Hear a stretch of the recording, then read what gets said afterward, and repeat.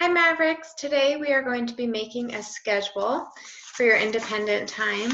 So the target for today is I can create a visual schedule to help me stay organized and on task. For this you will need pages 4 and 5 out of your OWL booklet. You will need a pair of scissors, some glue, and your construction paper. Once you have pages 4 and 5 taken out of your OWL booklet, that's upside down, you will cut around each rectangle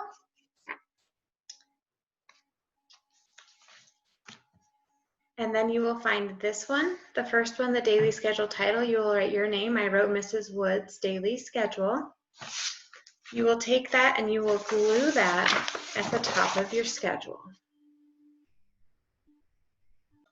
After that, you will find your huddle, because that's the first thing we do in the morning.